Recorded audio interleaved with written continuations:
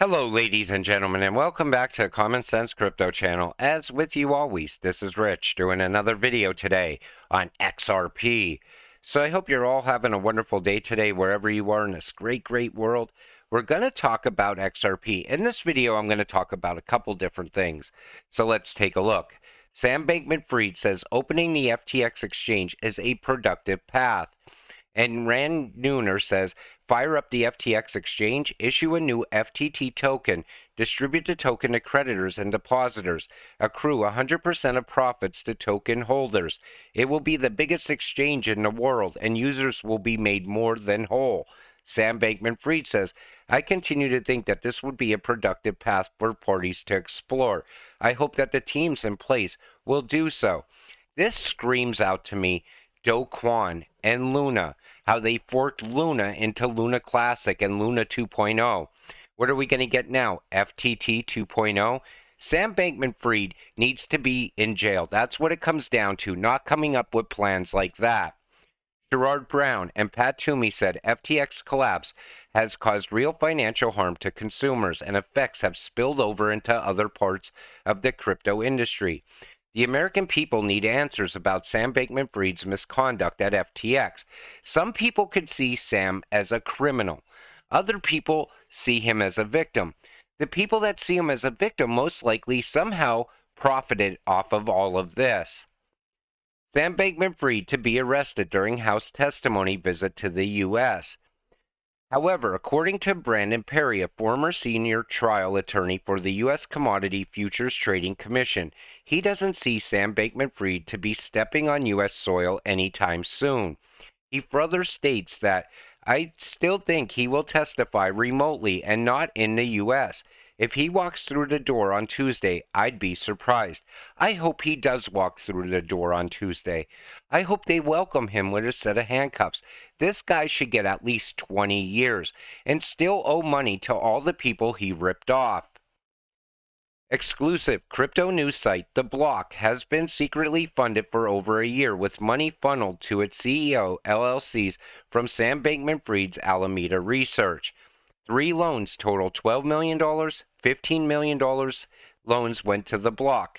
A $16 million loan was used by CEO to buy real estate in the Bahamas. Like I said, I still don't believe the dust has settled yet. We're going to see more and more people tied to this. So why does it matter? The payments which employees of The Block were previously unaware of could undermine the news company's credibility and cast doubt on its coverage of Bankman-Fried, the now bankrupt FTX and Alameda Research, Bankman-Fried's trading firm. And because that CEO, Michael McCaffrey, took money to buy property down in the Bahamas, I feel they should seize any property that is tied to Sam Bankman-Fried down there.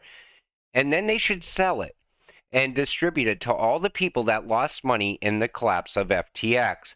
So the Block CEO resigns after failure to disclose loans from Bankman-Fried's Alameda. But these people aren't walking away broke. The retail investors that lost money in all of this, a lot of them lost everything. These people still walk around. They're still out shopping, doing all the things that they always did. Sam needs to be locked up. And any kind of property that was bought, like I said, needs to be seized. China to use Shanghai exchange for Yuan energy deals with Gulf nations. Now this is big.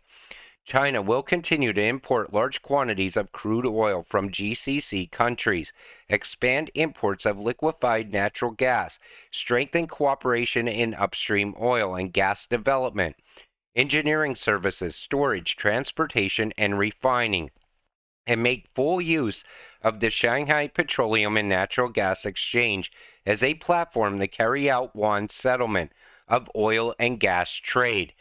They're coming after the U.S. dollar. Digital Yuan, BRICS working to ditch the U.S. dollar. And you try to tell people that this is happening and they still don't see it coming. They always like to think that the government somehow is going to do something to prevent this from happening. But it's been let go for so long at this point, it's almost inevitable. And meanwhile, Gary Gensler is suing Ripple. And holding back U.S. innovation as far as cross-border payments. At some point, we're going to need to on-demand liquidity once the U.S. dollar really collapses. BlackRock, prepare for recession unlike any other. Central bankers won't ride to the rescue when growth slows in the new regime. Contrary to what investors have come to expect, equity valuations don't yet reflect the damage ahead. Some people get it. They see what's coming. That's why all the banks are pointing at next year for some major collapse, because it's almost inevitable at this point. U.S. banks warn of recession as inflation hurts consumers. Shares fall. U.S. economy is vast. Consumers have $1.5 trillion in excess savings from pandemic stimulus programs, but it may run out sometime in mid-2023. Everything points towards next year. That's why I believe that lawsuit is still being drug out into next year. A lot of other people feel the same way, that once the U.S. is done and they need to bring in that on-demand liquidity, that's when it's going to be time for XRP to take off. Only bills with Rosie Rios in this House. Two women, Janet Yellen, the first female Treasury Secretary, and Marilyn Malurba, the first Native American to serve as U.S. Treasurer, now have their signatures on U.S. money. The first new 1 in 5 notes will enter circulation next month. Yellen is the first female Treasury Secretary with signature on the U.S. dollar. Well, that's not a huge accomplishment since she's pushing us into a liquidity crisis and we're headed towards a cashless society.